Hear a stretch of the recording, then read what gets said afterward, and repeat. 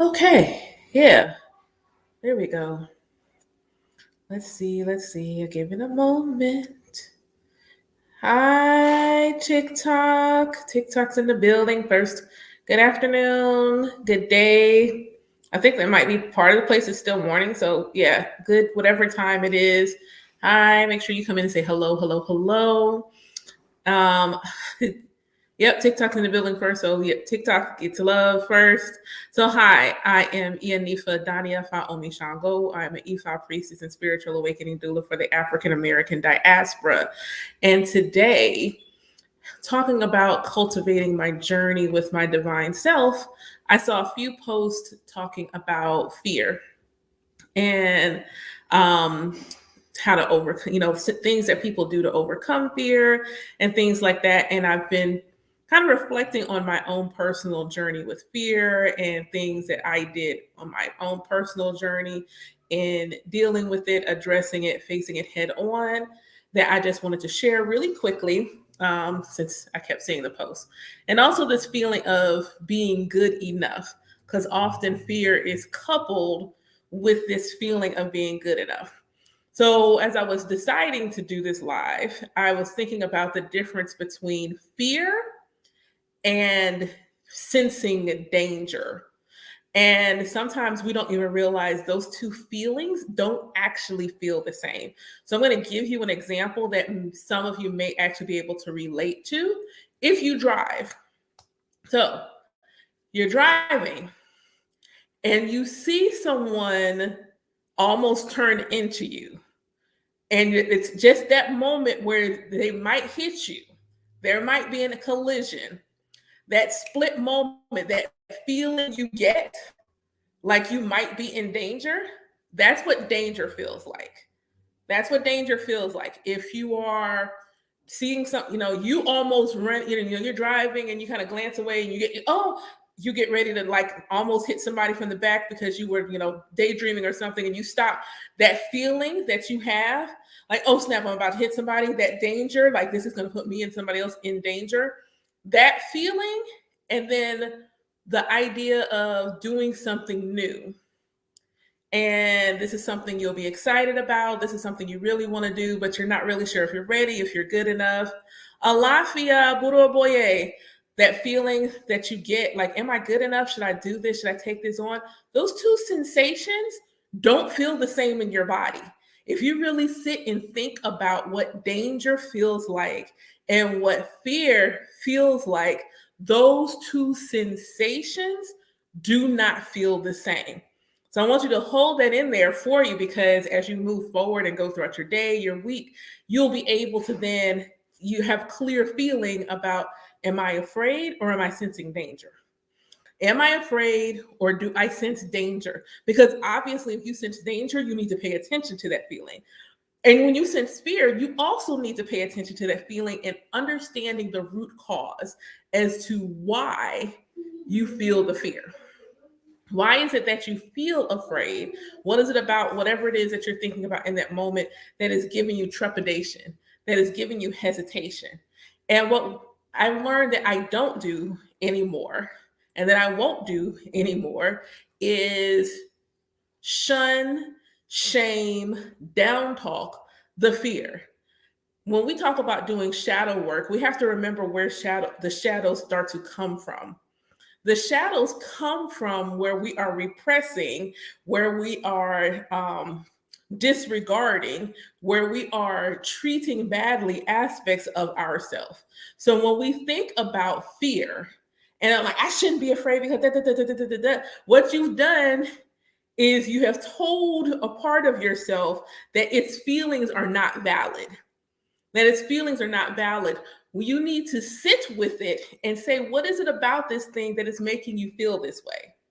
What can we do to move past this and go through this so you no longer have to feel this way?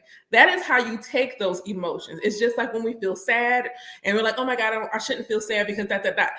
The Most High created our human vessel that wanted to dwell in our human vessel with senses to tell us when we need to reflect on something. And these senses are our emotions, our energy in motion. There's energy moving, trying to give us a message. But when we shun how the message is coming through to us, we don't acknowledge it, we don't give it grace, we cause a shadow to form. So allowing yourself to acknowledge the fact, sit with your shadow and say, sit with that inner child and say, you know what? I get that you're afraid. I get that you're afraid. And so my intention today is to share some stories, allegories from my own personal experience where I've had to move through the fear, move through the fear, not shun it, not disregard it. I allow myself to sit in that space and you know what? I really am wigged out at this moment, but I'm going to do it anyway. I'm in a life coaching group on Facebook, and someone asked, outside affirmations and things like that, what is your go-to when trying to overcome fear and that limiting belief that you're not good enough? I do it anyway. I do it anyway. So I can actually talk about this now, but I used to work for a very well-known payroll and HR company. If there's, 5 y'all in here, I'm willing to bet money if you work for someone, at least 3 of y'all, their logos on your check. So I used to work for them. And when I got the job, when I went in to do the interview and was talking about the goals, dreams, things like that nature, one of the things that they asked me is well, what are your goals? And back then I'm like, oh yeah, I'm gonna be a manager, blah, blah, blah, blah, blah, blah. Okay. Well, the manager who would ultimately become my direct manager told me, well, you're not even going to know what you're doing until you're at least 2 years in. And before I could stop myself, laughed. I was like, oh, okay. All righty then. And it's interesting how my intellect in that realm never allowed me to feel limited. If you saw me in that realm, in that space, because it was logical to me to be there. It was logical to me to be there. Even though I was following my intuition and trusting my gut, I didn't know that's what was happening at the time. I was just there. And I didn't move in such a way where my tenure dictated my ability. My tenure did not dictate my ability. The only thing that dictated my ability was my will and my desire to be good at what I did.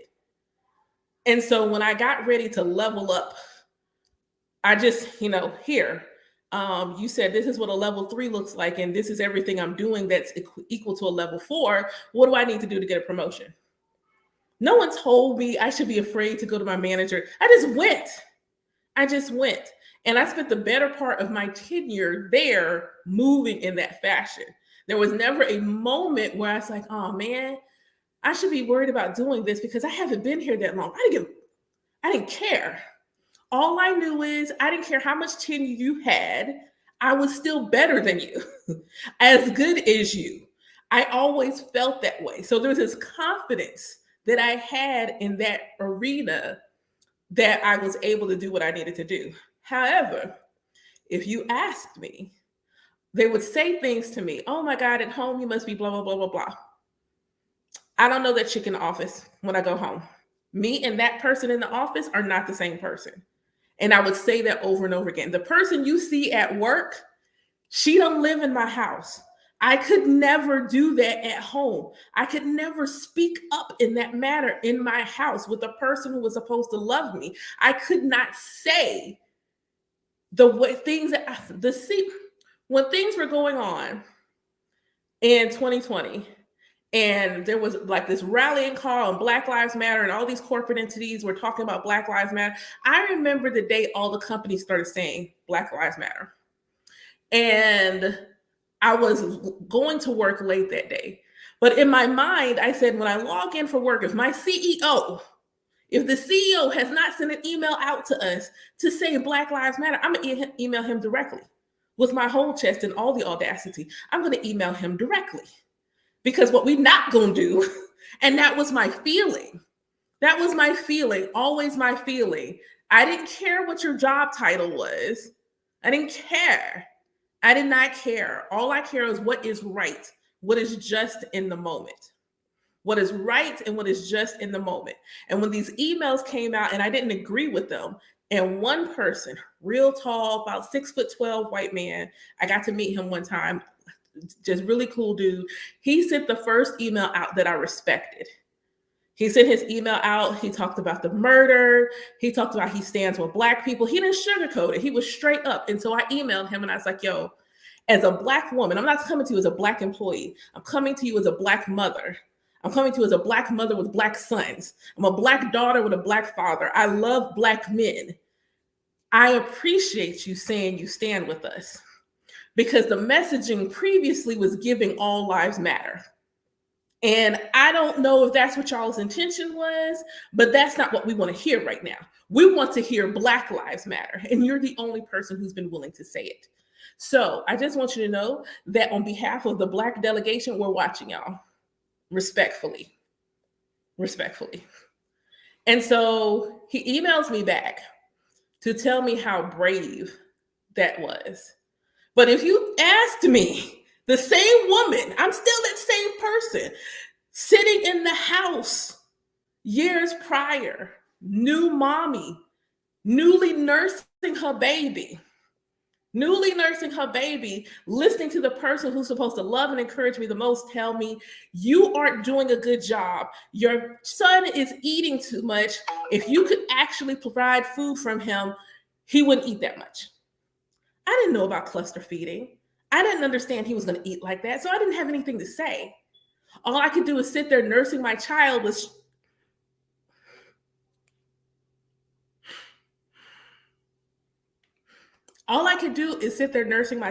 tears streaming down my face, feeling the fear of being a bad mother, feeling like I couldn't do this.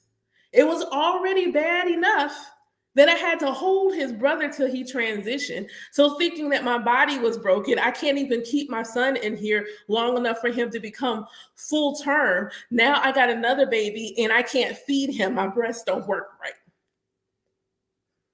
But the person who sent this, the CFO, an email to say, y'all need to say Black Lives Matter with your whole chest, she could not look to the person that's supposed to love her and say, why would you say that to me? I couldn't stand up for myself in my house. I was too afraid. I was afraid of being alone.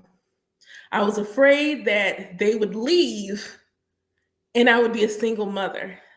How am I going to pay my bills? I had a good job. I had real talk, if y'all know the company, if y'all guessed who I used to work for, I got paid well. And I had 5 promotions under my belt within the first 4 years. I got paid well, but I still had this fear that I could not do this on my own. There would be days, weeks, where this person who was supposed to love me would be completely silent. Can you imagine sitting in the house with this person and they don't speak to you? They don't look at you. He would always send me this. I always knew it was coming. He'd like, don't even bother cooking me food. I'll make my own food. Food is the path to this. That was always the thing. But I couldn't say anything because I was afraid. I could not say anything because I was afraid. And finally, I had to have that power moment. Finally, the divine had to step in because they had already been checking for me. You need to move out. We need to move out? No, sis, I'm telling you to go. You mean just me and the kids? Yes. Oh, I can't do that. Why? How am I gonna pay my bills? With your check? I wasn't trying to hear it. I was afraid. I can't do this by myself. I can't do this by myself. I can't do this. That was what I told myself. I can't do this by myself. I can't do this. The fear of being back in a position where I would be sleeping in my car, but I'd have kids. No. So I stayed. Until there was no choice, until spirit intervened and right, with my check, spirit intervened and said, you are going to leave whether you like it or not. So he asked me for a divorce in the worst possible way. And I was that particular night. It's the one time I think I may have actually been in a full-blown possession and not two-headed, because I don't remember what he said to me. And it felt like out of body when I said, Why don't you just leave? And I'm like, okay, who said that? And then he's like, you should go with the kids. And so then I had no choice but to be brave. I had to stand in the fear. See, it's easy to be brave when you know what's coming. It's easy to have faith when you know what's coming. The true mark of your faith is what will you do when you are afraid? Fear is not a lack of faith. Fear is like, go ahead and do it anyway. Do it anyway. Do it anyway. So now I'm sitting here wondering. I was sleeping in a hotel with my children, trying to figure out what I'm going to do. Well, now I got no choice. Now I got no choice. So, okay, cool. This is how you feel about the situation. Cool. Mom, can you watch the kids for a little bit? But I immediately went to a lawyer. Fear and all. Cried in her office. I don't know what I'm going to do, but I know what I'm not going to do. I don't know what I'm going to do, but I don't know what I'm not going to do. I found a place and a car in one day because he was like, you can't drive my car. Because that, the cars were in his name. It's, as far as he was concerned, it was his car. So, okay. All righty. What do you want, Jelani?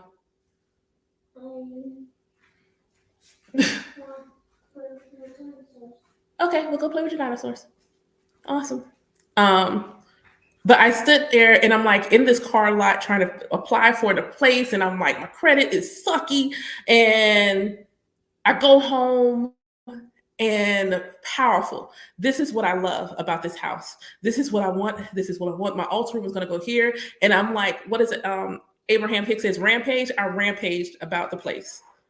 The car happened on the way to the car lot. I rampaged about the car. This is what my car note needs to be. This is how much money I need to put down on my car. I had already calculated the numbers, everything lined up.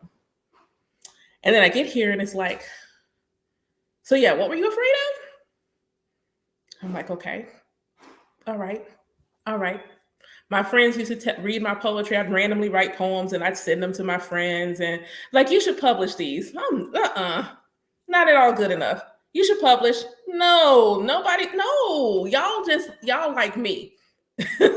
Y'all like me. I couldn't possibly. I could not dare. Y'all like me.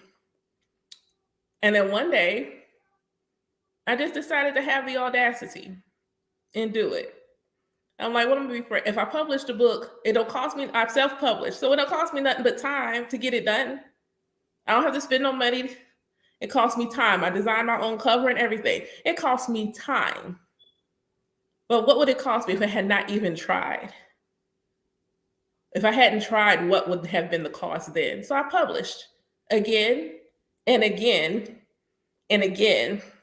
And currently sitting in front of me, I have 7 published books. 5 poetry books. 5.5 poetry books. And 2 journals. They're all forms of shadow work, every single one of them. Every moment that the idea to publish will come, the cringe will be like, oh my God, nobody's going to read it. Nobody's going to buy my book. I remember the other day I got an email and realized, oh snap, I got a check from Amazon. Because I didn't look. It was the money, yes, but it was less about that. It was me telling me, your work is good enough.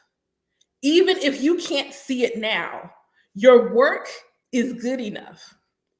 And I feel like as of late, I've been in that place again. I'm in that place again when, an Ephod or Risha showed up. I say this all the time. Initiation, not on my radar. Priest, definitely. He said, you're going to be what? No, not even on my radar.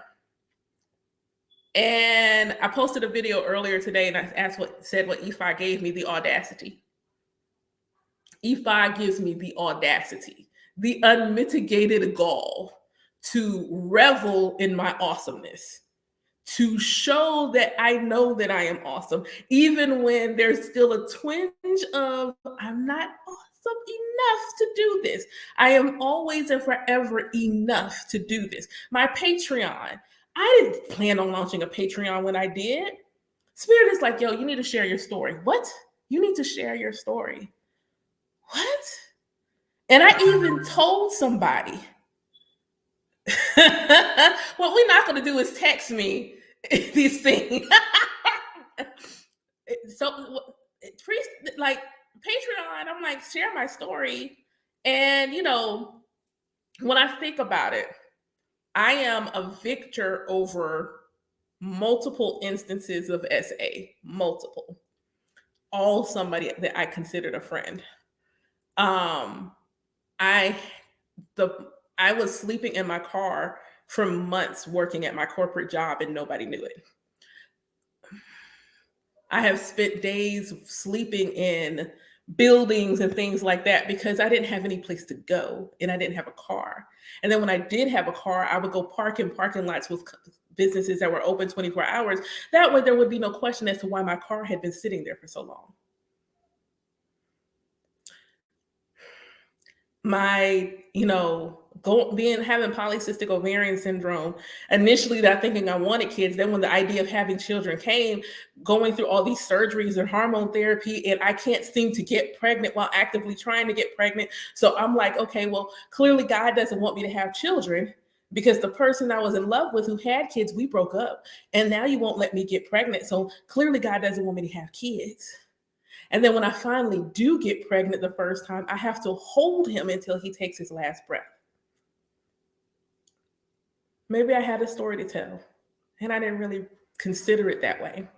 But I launched the Patreon anyway. And I launched my Patreon, but there was still this part of me who was also the girl who in high school who said, I'm just not liked, I'm not popular. No one's going to care what I'm doing. So let me give a shout out to TikTok real fast. Hey, Facebook and YouTube. But I'm going to give this shout out to TikTok real fast because I looked at my analytics. I just launched my TikTok maybe a year and some change ago. It's not that long. I haven't been on TikTok that long.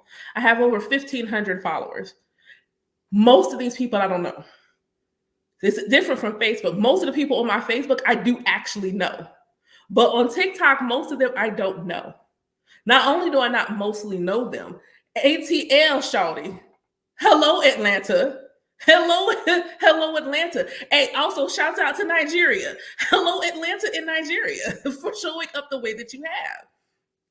I actually have a decent balance. It's like a lot of times, you'd follow someone that's like you. So women turn to follow women, men follow men, yada, yada, yada. But in my spread, when I hear other people talk about their following, they may say they have 2 or 3% men. I have 21% men that follow me on TikTok. And for me, when I look and see the friend requests, these are brothers. Thank you, brothers. Thank you. Thank you so much. Little girl me could not have imagined. Little girl me, oh no, you want me to talk in front of people? When I was in French class, I was afraid to let people know I knew all the lyrics to the songs in French. But my French teacher gave extra credit. And I was a little sus on me trying to conjugate verbs in French, but I knew I could sing. So I would go to his desk and in the quietest voice, I would sing to him in French. Every test, every exam, I sang the song he taught us in French. Very quietly. And always aced it, murdered it, killed it. I was in the French Honor Society, murdered it. Middle school. Our middle school 8th grade graduation song was A Whole New World from Aladdin. And my chorus instructor was like, who knows all the ad libs? Oh, you want to sing up front? No, absolutely not. I can carry from the center of the crowd where nobody can see me. So when I think about little girl me, I'm by myself. I can't hide. My gap is front and center. And like, no, absolutely. What? But on the other side of all that fear, all that fear, I have found my genius and I have found my voice. It's not about not ever being afraid. It is do it anyway. For me, it's never been, oh my God, shun yourself because you're afraid. I'm afraid I'm going to do it anyway.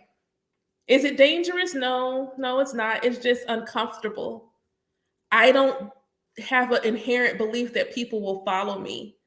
So I'm afraid because what am I going to do if they don't? Nothing. Nothing. I spent over $500 on my first poetry show. Over 500 out of pocket, my money. And I've maybe had 10 folks that showed up. And that was a fear. Like, what am I going to do if no one shows? I'm going to put on the best freaking show for whatever one or two people are there. I'm going to put on the absolute best freaking show for whoever's there. It doesn't matter how many people join my live. I will give you the best of me regardless. It's cool to see a bunch of people in my live. It's better to see a bunch of aligned people in my live. If I have to choose between 100 plus people, but none of them align, and I have like 5 to 10 people, and everybody resonates, and everybody's enjoying themselves, and everybody's feeling nourished and taken care of, I'll take that. I'll take that. It is moving past it. It's moving past the fear. Success cannot be determined by volume. It can't be determined by volume. The success takes place the moment you do it. The moment I do the thing, every book I publish is already a success because I published it. I've got 7 published books that I published between 2020 and 2022. So in 2 years, I had 7 books published. In 2 years, I had 7 books published. There are not many people that is my success. Everything else, people buying my book, people asking me for autographs, that's a bonus. The success was I believed in myself enough to publish them. That was my success. My success for my show, my show was love, light, and lust. Love, light, and lust. And spirit led me to it.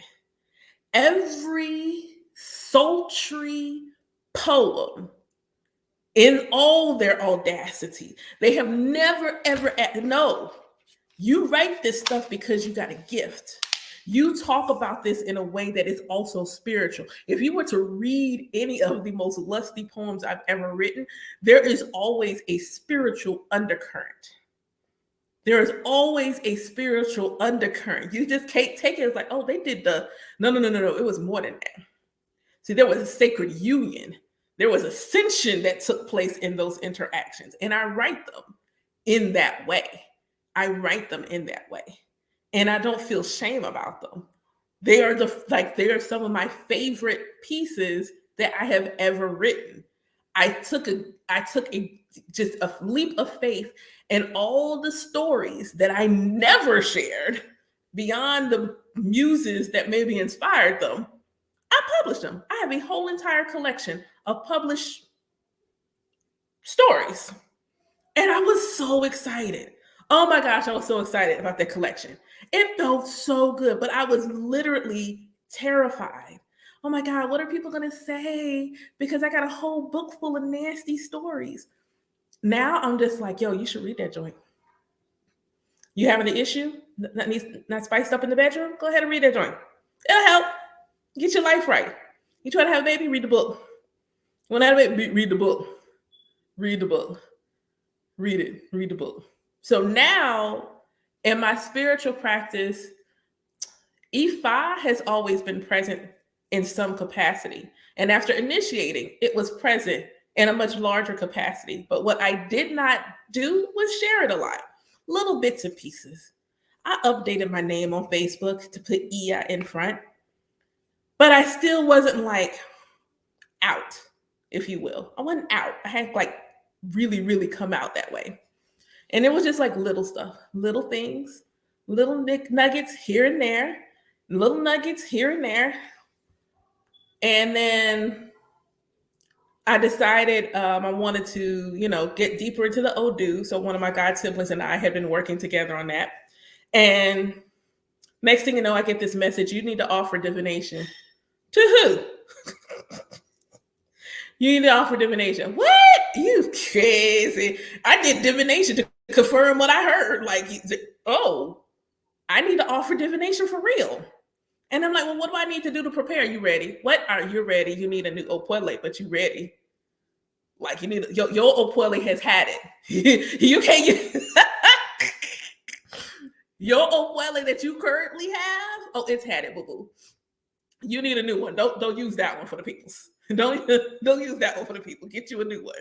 But that's it. Look, yeah, Jesse, no, like my opele wasn't like in 3 pieces. Like that poor baby had been through it. But that's it. All I needed was a tool to actually perform the divination with. That's it. I didn't need anything else. I had nothing else to prove to spirit regarding my readiness to take this on. So I'm like, okay, cool. So then I like have to get over the fear of putting it out there. Oh my God. I'm gonna just okay.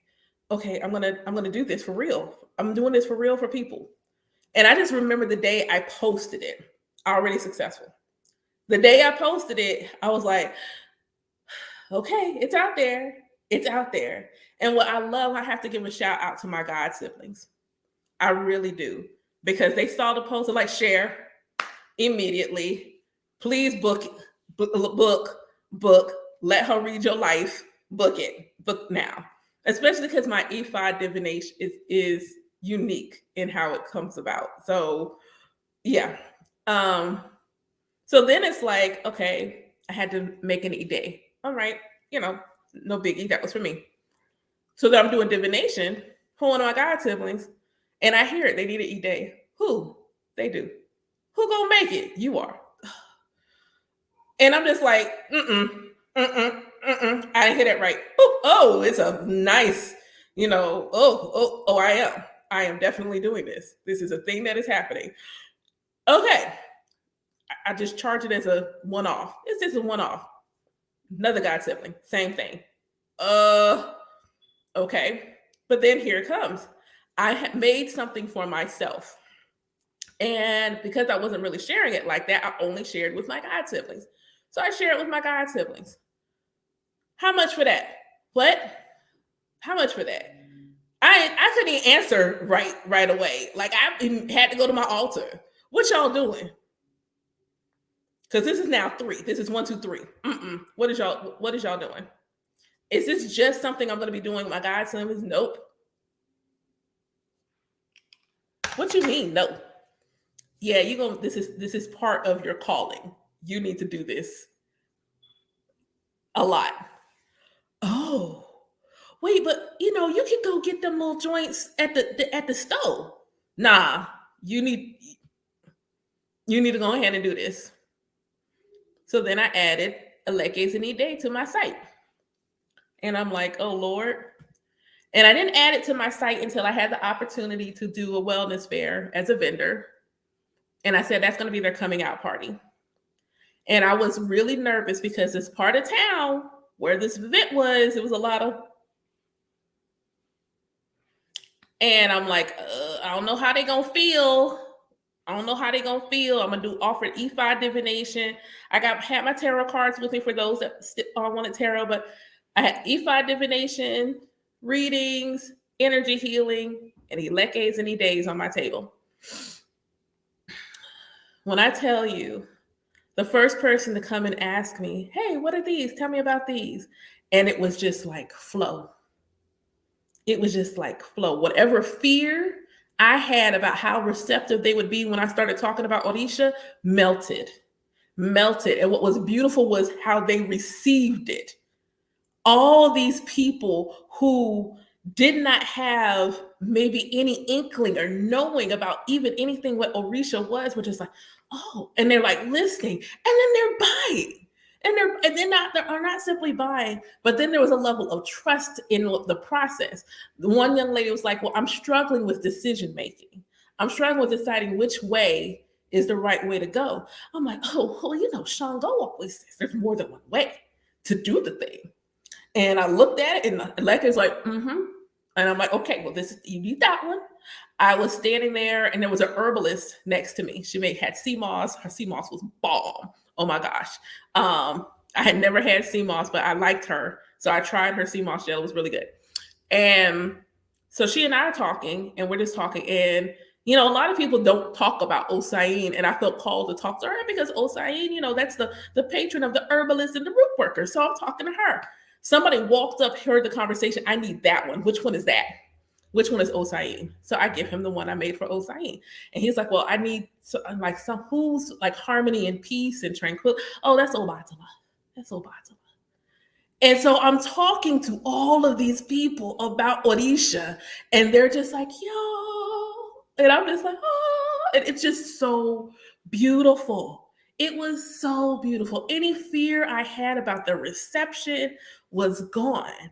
And what's wild to me is that, I had a lingering undercurrent, not loud, but a smile niggling about somebody, how I would feel if somebody said to me, oh my God, what you're doing is evil, blah, blah, blah, blah. And if you go through a conscious awakening journey, most of us have to go through that shift. Is like, oh my God, what am I doing? Because you have everything that you grew up with.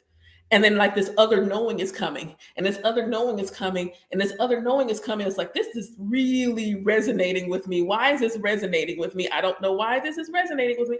So this other knowing is coming, and you have to go through that. I went through that early on. Had my altar up, took it down. Had my altar up, took it down. I had to go through that. I had to go through those growing pains. And even crowning, even initiation, I had to leave my kids. Like I had to travel to leave my kids. And I'm on my way home, and I'm calling and blah blah blah. I'm on I-20, blah blah blah, and like all I hear is, oh, well, your son didn't want to go to school and blah blah blah blah. So now I'm questioning, oh my God, what did I do? I left my babies and and my mom said there was something weird on the walkway. So I'm like, now I'm winking a little bit, like, oh my God, what did I do? Did I make the right decision? So that fear is there, and thank God for children. Especially if they've inherited your gifts. I walk in the house, I see my youngest, and I'm like, hey, and he's like, Mommy, you an angel. Any concern I had melted immediately melted. But then it comes back, and it's like, Spirit is always testing me, and they're like, okay, what are you going to do if somebody says something you don't like? Are you going to fold? Are you going to act like you don't know how God moves throughout the universe and nature and everything else? Are you going to act like your connection to source is not what you know it to be? So even Sunday, I felt like going live because all this stuff going on in Tennessee and Florida and everywhere else. And I was just like, yo, Ifa, what is the message that I need to share? So I'm into, sharing the divination, and it's Sunday. It's always that one or two people. Oh my God. Did you just goodbye. Goodbye. We don't have to engage. You don't even have to be here. So let me assist you expeditiously. Let me assist you in exiting. I did a event. I got this. Oh man, all my tarot cards and stuff are on this table, and I'm behind. Hey, sugar booger. This other vendor. So the guy, tall white guy, comes, talks to me, blah, blah, blah. He said, what are you doing? So I'm like not thinking. I'm just like, oh, I'm going to do energy and readings and blah, blah, blah. Oh, well, I'm the pastor of this church. Bro. Oh, Lord, why? Why, God? Why? Why are you doing this? So that little fear, like, oh my God, is he going to tell me I'm going to hell? So we're talking. And he asked me about he asked me, like, well, how do I see God? And that's, in all honesty, spiritually, it's my favorite thing to talk about, is how I see God. And I'm clairsentient, so I can feel him. And I felt the seed take root. He didn't like that. It was uncomfortable. He felt a little vexed because he could not counter what I said. He's like looking at me and looking for something I'm saying to not resonate with him. But it's not working. And so when I finished, he was like, you really have a very bright light and a really forgiving nature. Mm-hmm. But you know how Christians and pastors have to do. As he's leaving, he immediately still had to say, well, if you just need to find, if you want to come to God through church, but clearly you just told me I don't need to. I already have them. But you have a good day, sir. Good day to you. I say, good day, sir. I don't let myself be afraid that someone wasn't going to like. And so even Sunday, when there was, the couple of people like, oh my God, evil, blah, blah, blah, blah, blah, immediately afterwards. And I think it was a gentleman, but I could be wrong. I'm no glasses trying to read screen names. And they asked me what about Ifa. And so the last maybe 30 minutes or so that turned into an almost 2-hour live, I ended up talking about how Ifa and self-love have honestly shifted everything for me. It's self-love is the foundation. Everything is, that's the ground. That's the soil. That's where all the other seeds plant and grow from, is self-love. And Ifa helps give me stability. It gives me stability. When I feel like I'm not sure, I'm second guessing. Even this morning, last night, I got called to task to support somebody in something, in a ritual. And I was like, okay, all right. Well, you said I can do it. Okay. So I go to my altar this morning, though. I'm like, why do you believe I can do it? Why? Why are you giving this to me now? And it's because I've allowed myself to be open. So for my practitioners, I got Ogbe OD, and I'm like, open road is leading to a rebirth in my consciousness. I have already been told you've been doing this thing for lifetimes. Your skill set in this life is just illuminating the skill set you were born with. See, sometimes we allow the limiting belief that because we've only been doing something X amount of time in this here physical existence to dictate whether we're good enough. When you've been here before, most of y'all are not brand new souls. There's a few sprinkled in here, but most of y'all are not brand new, meaning you've been here before. Meaning when you're looking in your birth chart at your South Node, all those gifts and skills and talents that you see there, yeah, you have them already. They just need to be illuminated. You just need to be consciously aware of their existence. So the fact that, I won't tell you how many lifetimes, but I will tell you multiple as a priest or priestess in some capacity. Multiple. So even though I've only been doing it this amount of time in this life, my soul is old. And so I can't allow the physical vessel to dictate what my soul already knows how to do. I can't let my physical vessel dictate what my heart and soul already know how to do. That's how your claircognizance works. It is your inner knowing. It is like, I know what I know. I know what I know. They're like, well, how do you, I just know how. I can't tell you why I can divine the way that I can. I can't tell you why we sitting in somebody's car and reading their whole life unintentionally. It's not my intention. I don't mean to. I don't mean to make people cry when I do divination because I done spoke to their whole heart. I don't mean to do that. It just is. Always has been, probably always will be what will happen. Bless you. Say thank you. Thank you. Now wipe your hands off, greasy fingers. I can't let that what I feel like my physical age is counteract what I know my spiritual age is. So when you get ready to do something, you're like, I don't know why I want to do this. I feel called to do it. And you've done certain things to make sure that you feel like you've acquired some knowledge in this particular realm, 2:22 on the clock, to do the thing. And then you're like, oh, I don't know. But it comes natural. It's like muscle memory. You're like, how do I know how to do this? Why do I know how to say this? Why is it I'm able to impact this change? Because you brought that with you. What you desire desires you. The fear is an illusion, but you have to acknowledge it. That sensation, you have to acknowledge it and realize you have always been good enough.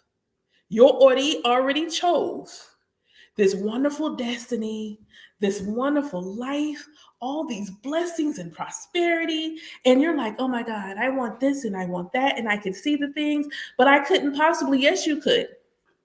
Yes, you could. God wouldn't possibly. Why not? Why not? My favorite example to give, when you feel like you can't pray to the Most High and get whatever it is that you desire, God made the platypus, didn't she? It exists. You know that joint is real. You know God made a duck puppy. God was just sitting around and said, you know what would be really cool? A duck puppy. I'm confident God made the platypus so I could use it as an example that it doesn't matter what you ask God to do for you, it can be done. I'm confident for me personally, the platypus is just an example for me to use when people say, well, I can't ask for a specific sign. Why not? The platypus exists, don't it? You don't think God can make your sign exist? Oh, okay. Okay. God made a whole freaking Alafia. Like, God made a whole duck puppy. God made a whole planet. God made several planets. Several planets floating around in the cosmos. Ain't no those strings out there. They're just out there moving. You don't know why they're moving. We don't know gravity. They're out there moving. They collide into one another. They're just moving in this beautiful orbit, aligning and unaligning, aligning and unaligning. But you feel like what you want to pray for is too big. Oh my God, God could not possibly give me the big house and the big car and the 6'12" husband with all the hair. Well, okay, that's what works for you. And this is what I'll say. You either believe the creator of all existence is unlimited or there are limits. There is no in between. In this regard, speak truth and facts. Facts. If the creator of all existence is all knowing, all powerful, and can do anything, then there couldn't be any limits. There could be no limits. So that means there could be no limits to what you pray for and desire. There could be no limits. You have to allow yourself to be open to how it will manifest, but it will manifest. It may not always manifest in the way that you expect it to. I wanted to see a butterfly. This particular day, I was having a day. I'm like, I don't want no angel numbers. What I want is a text from this particular individual and a butterfly. That's my sign. Okay, cool. So somebody had a little badge for real and she had a butterfly on it. Boom, thank you, Lord. I appreciate it. I wanted a frog. I did a money ritual. Okay, cool. God, if this isn't work in the background, can I get a frog? I got a bunch of AKAs. I kept seeing AKAs like everywhere. And I'm just like, y'all real funny for this one. Really extra funny. I did eventually see an actual frog, but it was really funny. All of a sudden, like all these AKAs are in my timeline.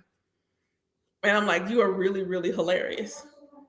But I'm really, really consciously aware that God will move, like, be open to how it will manifest. And I'm like, okay, Ashe, Lord, I receive it. Thanks for the sign. Much appreciated. So, dude, I was on here. I did not plan to go live for the whole hour. Great day in the morning. So this is what I'm gonna leave y'all with. I'm gonna leave y'all a couple of things, and then I'm gonna go clean my house. One, you're always, have ever been good enough, deserving, worthy. Whether you choose to acknowledge it or not, energy is not created nor destroyed. Most people can agree upon that. That means there's only one energy emanating through anything that you know exists. The energy is just simply changing forms and moving at various stages of vibration, thus making it either solid or not. That means whatever energy created everything else is everything else, including you. Every time you look in the mirror, whether you want to say God, Goddess, the Most High, the Divine, Source, all, yeah, she don't care. And yes, I said she. I don't want, the brothers to get all in a ruffle. Just Ashe, I love that book. I don't want you to get all ruffled because I said she. God ain't got no gender. God is everything. but I'm a woman. And if I feel something like, here you go, this is the womb holders. If you feel some kind of way, when you hear somebody say she in relation to the Most High, I need you to question your relationship with your womanhood. And I stand on that. If you feel some kind of way as a womb holder, you who walk around with a portal between heaven and earth sitting there in your body, or at least used to be in your body, the physical organ, if you feel some kind of way when you hear another person say, Goddess is good, she looks out for me, she is answering my prayers, I need you to question your relationship with yourself as a woman. And I means that. I means that. it'll be on Facebook, hun, and YouTube when I get done. I'm saving it. Like you need to question that. Question that. Ain't no day. Okay, I didn't mean to go here, but apparently I need to. There is no day. I know what certain books and traditions want to tell you, that you need a man to lead you to the source, but you are the gateway to the source, beloved. From a logic perspective, let's take anything else out of it. If you believe that every human vessel has a soul and you create, I'm gonna answer that in a second. Your body is what creates souls. You give souls and spirits bodies. I need you to walk around with your head held high. You give souls and spirits bodies, whether you choose to birth a human body or not. That is what your body is capable of. Your body is capable of carrying not only your soul, which is the energy of source, but the energy of source times 2, 3, 4, depending on how many you're carrying. All of that source energy running around through you, you are carrying that. You. And if the energy has to get through to the human body, that means there has to be an opening. There got to be a gateway. And guess where that gateway is not? The gateway is in you. The gateway is in you. So wouldn't it behoove somebody, if they wanted to have a measure of control, to make you realize, to make you think that you needed to be led to something you already inherently are completely connected to? You don't need nobody to get there. You could just sit just like this and open the door easily and effortlessly. Just saying. But I digress. Every time you look in the mirror, you're looking at the Most High. The Most High is unlimited. Therefore, you are also unlimited. The Most High is unlimited. Aboshishe, the Most High. You are looking at source. Whatever you are desiring, you desire it because it's already in your spiritual bank account. So don't be afraid to go get it. Ask the Creator how to make a withdrawal so it comes into your physical reality. Ask for, how can I withdraw from my spiritual bank account and get it into my physical reality? Don't be afraid of it. If you feel the fear, it does not mean you are not operating in your practice or your faith or anything. Your faith is asking you, even though you're afraid, do it anyway. That is where your faith is. I know I'm afraid, but I'm going to do this anyway. Understand the difference between fear and danger. The analogy that I gave earlier was, if you are driving, you glance away and you look and you're almost about to ram into somebody, and that feeling that you get in the mindset of like, oh my God, I might hit this person, that's danger. Notice when you get ready to do something, though, that is a different sensation. Learn the difference between fear and danger. They don't feel the same. They feel different. Your inspired action today, that thing that you have been afraid of doing, get you get you a hype man. Get you somebody that's going to hype you up. What is that? You don't need no beat. You better hype your bestie up. Get someone that you know will hype you up. You know who in your life you will hype you up. They ain't gonna give you no limitations and be like, you gonna do that? Bet, do it. That person, tell them the thing. Let them hype you up. Let them hype you up and do it. And if it's something that's gonna take it takes steps to unfold, do one step. I promise you. Do that one step, and it's going to be like, last year was Juneteenth for me. Spirit was like, you finna get on that stage. And I'm like, you a dirty lie. You a lie. I'm not doing that. Get on stage. You don't read your poetry. Oh, negative. Oh, no. Oh, no. Oh, no. Oh, no. And all I heard when I was done was whispers, angels, Orisha, source saying, I am absolutely, absolutely in the right place at the right time. So that's my spiel on fear and feeling like you're good enough. So to answer your question about your head Orisha, I'm going to answer this based in my own tradition. So kind of just depends. Or if you're feeling led to Orisha, which way you want to go. I do not practice Lokumi, nor do I practice Santeria. The Ile that I was crowned into is more traditional. My head Orisha is my Ori, and nobody has to tell you that. Everyone has one. Now, if you want to know which Orisha or Orishas might be calling to you for initiation, if that is part of your destiny, that I can tell you. But your head Orisha is your Ori. No one has to tell that. You don't need a reading to receive it. I'm telling you now. Your Ori is your head Orisha. The other Orishas are not human, so they're not fighting for supremacy. They will manifest as need be based upon the situation. When I was on stage in my show, that was Oshun and Shango, through and through, that came through. Why? Because they're the ones that helped me walk in the room with all the audacity, like all eyes on me. That's who calls through. 2, 3, 4 on the clock, divine alignment. So initiation is not something like, oh my God, I now have, no. The Most High, the Creator, put all of these energies in nature, but we are the physical embodiment of nature. Earth, air, our passion, our virility is fire. We are mostly water and we are full of spirit. We are also nature, meaning that consciousness that is in nature also dwells within us. Initiation is like, okay, let's say you struggle with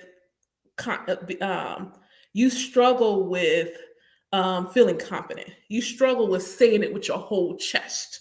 You struggle with saying it with your whole chest. You need a little assistance speaking with authority.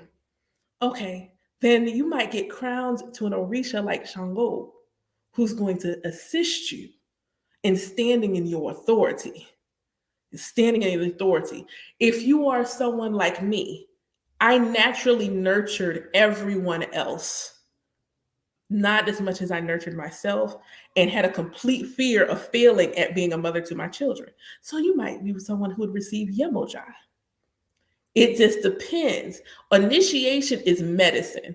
What I did in that podcast episode for my nerds out there who watch anime, Naruto, the chakras, they all flow through them naturally. Everybody sees it. But there's one who opens the gate. So let's say that the Orisha are in there behind the gates, but the gate's partly open. The Ashe is always there. And it'll manifest as need be. If you've ever been like real extra confident, feeling yourself, feeling myself, feeling like you might Shango or Schumann be going through. When you're going through a change and you're trying to find the calm in the storm of the change, and you all of a sudden feel calm, even though it feels like chaos is around you, or Yah is who may have come to support you through that change. When you are trying to get through something and like there's something in my way, and you're just trying to see your way through this roadblock and that obstacle, you figured out how to get through that obstacle and the obstacle moves for you, that is Ogun. The energy is always there, but you might need a more potent access. Instead of taking like a 5 milliliter dose, you might need the whole bottle. You might need to take the whole bottle. Initiation is the medicine to help give you that extra ashe you need to align better to your destiny.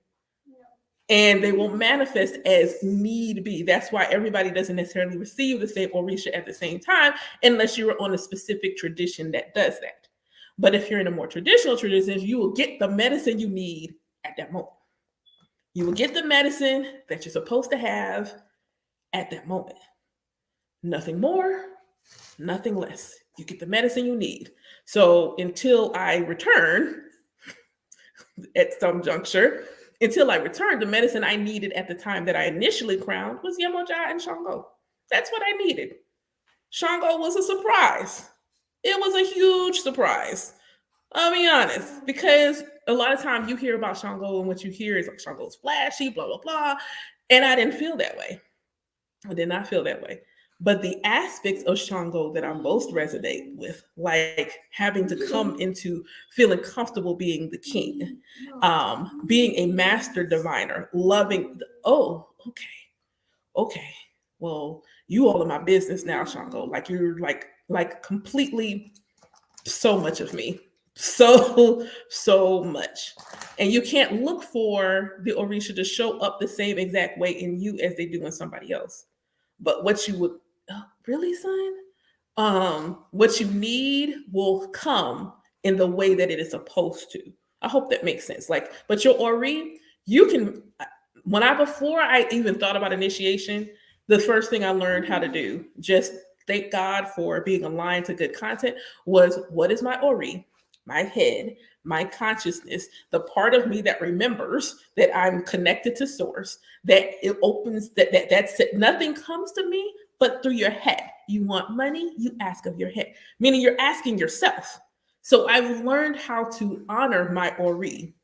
And I was doing that on a daily basis for over a year before initiation even came up. This is why when I wrote how I wanted my course to go, like we're not invoking nothing. You got to start with you. You got to start with you. You got to do that love and all those good things first. All of those things first before you come to Orisha. You shouldn't come to the mat and you haven't done self-love, shadow work, honoring your Ori, and honoring your ancestors. All of those things need to happen before you even think about going to the mat. All those things need to happen beforehand. And then by the time you get there, when divination is done to see one is initiation for you, two, which Orisha or Orishas that you might need in that moment, you won't have any question. You won't feel being taken because self-love will also put you energetically aligned to the right elder for you. And that's what it did for me. There's no knock to Lacumia Santeria, but I know my personality that it wasn't the tradition for me. You can't tell me what I can't be this because I'm a woman. That's what's not gonna happen. That's what's not gonna happen. So I had to go someplace where it's real extra traditional. And the Ile, my elder, my Ialode, she manifests in the most purest way. Much like some of y'all watching her content, listening to her radio show, and then literally gifted, like someone gave me a divination with her. And then when I first had that divination, I was like, I am so in love with you. Oh my God, you are amazing. Like, it was like talking to my best friend. It was the best session ever. Oh, it felt so good. I'm like, I can learn from her. And then in the mark of a true elder and mentor, she did not ask to be my godmother. She did not ask me to be her godchild. She said, this is what I see. You are going to be exceptionally powerful. You're going to be a priest and you're going to initiate. Probably a lot. But this is what you need to do. Jelani, turn it down. This is what you need to do in order to feel confident in your decision to go on this path. I can't tell you to go on this path. I can only tell you that this path is before you and that this is aligned to you. But you still have to ultimately make the decision. And if you make this decision, this is what I can do to support you. And then she gave me homework. In the mark of a true mentor, she gave me homework. And I love that because that's my jam. So I did my homework, brought my head and my heart into alignment. And then I emailed her. I said, okay, what do I do next? And how do I join your class? And then I took class with her and I studied with her. And we had conversations and we had sessions and we talked about things. And so, but what also allowed me to, in that work, is allow my past life experience that was apparently as a Orisha priestess at some juncture to come forward. So certain things felt like, I know this. It was like muscle memory. It was wild. I'm like, But she said, you're already living Iwapele. You're already doing that. You're already living Orisha. You're just not initiated. And that's the thing. If all you ever do was get through self-love, shadow work, learning your intuition, honoring your Ori and your ancestors, and you said, you know what, I'm not going to initiate. I promise you still stay in alignment. If you consistently kept that part of your path, Orisha will still always be there. You're still always connected to nature. You are inherently connected to nature. You cannot be disconnected from Mother Nature. So the aspects of nature that are within you will always, always, always show up when need be. They just won't show up like they would to somebody that's initiated. It just manifests different. That's it. It's just going to manifest differently. So, yes, I hope that answered your question. I just want to say my son's over here eating chicken wings in the most disrespectful manner. I just really wish you could see how much is left on here. It's really bothering me. Whose child is he? I did not do this. This is not a child. I did not do this. I did not teach him to eat food in this way. It's really making me sad. I'm gonna finish his food. But thank y'all. So like 1K likes on the tube of you. I got likes and things on YouTube and Facebook. Look, I'm just saying, like, I didn't raise him. I raised him better than this. I mean, I know he's only 5, but I'm just saying, he's never seen me do this. There's still stuff there. It's not right. It's just not right. So do the things. And if you decide you want divination just to see if initiation is right for you, I might have time today. Inbox me. I might actually have some time this afternoon. I got to clean first. I got to get my life together, fold clothes, and clean up my house before. Yeah, I need to clean my house before I do anything else. But I just want to say, y'all, thank y'all always. It's always good vibes, always good energy. Again, like for my folks on TikTok, I don't think I have many people on Facebook and YouTube, but I'll say it anyway. Atlanta. What should I do? Because apparently it's a lot of y'all in Atlanta, so I feel like that must mean I need to come do something in Atlanta in person with y'all. So yes, y'all know some events or things that need vendors or some spots that like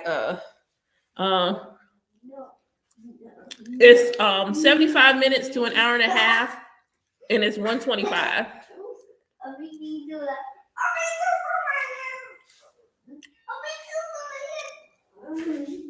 Oh shit! Thank you, Sugar Booger. Thank you. Even though you came at the end, I appreciate it. Thank you. And did you just see? No. Can you cook me some? Can you cook me some? That should be you should be offering. Oh yeah. So sorry, y'all. Somebody on YouTube's asking me about divination. Y'all can't see that, but yes. Like, I mean, I'm be all in your business. Like, don't come. Like, okay, I'm gonna explain what divination with me is like. So, if you get divination from me, so for people that don't know, I am a medium and an oracle. Those two things are not the same. Oh shit! Yay! So I also dabble in a little astrology and numerology as well. If I do divination, I'm reading you. I'm like, if you have edges, I'm going to gently snatch them. Like, I'm not doing this, but it'll be like a gentle boop, a little boop, boop, a little boop, boop. But my intention is to never tell you something that your spiritual team has not already been trying to get you to see. And so a lot of times when I do readings with people, most people I do readings for, especially the first time, will cry.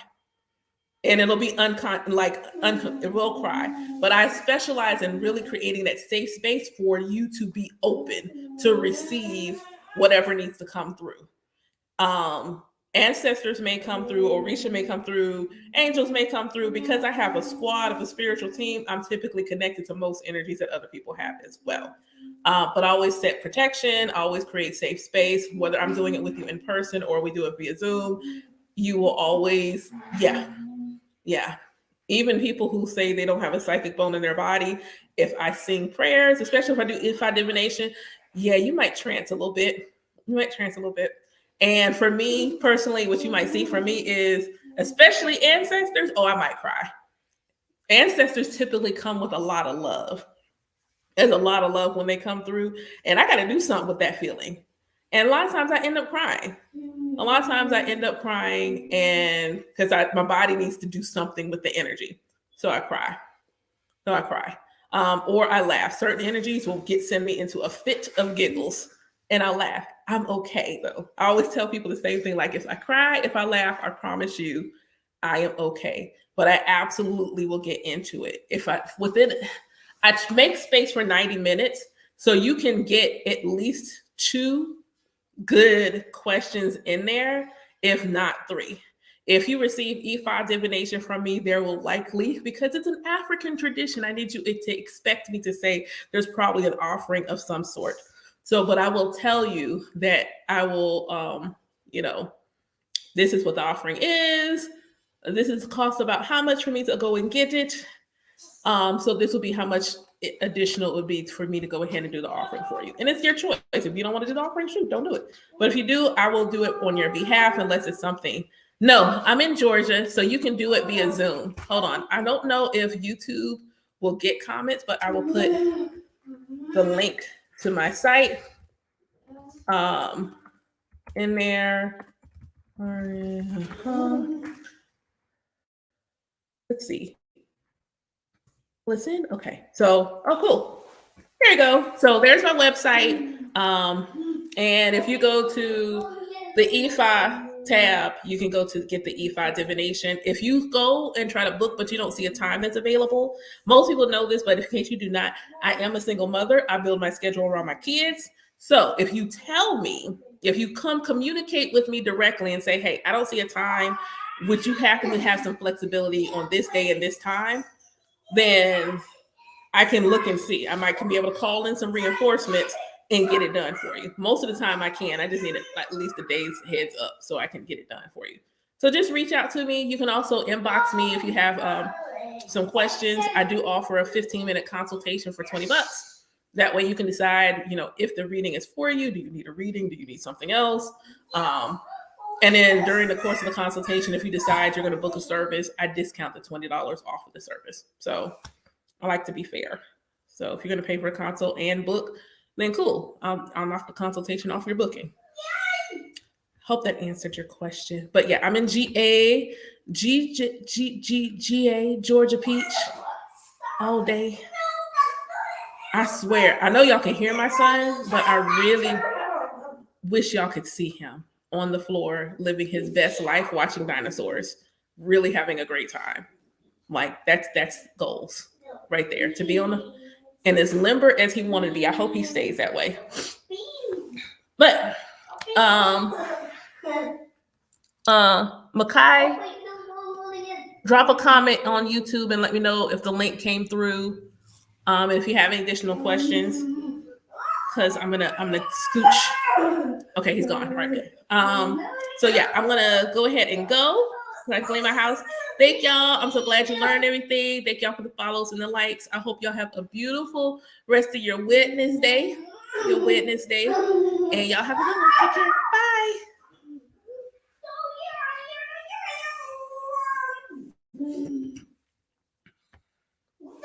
Jelani.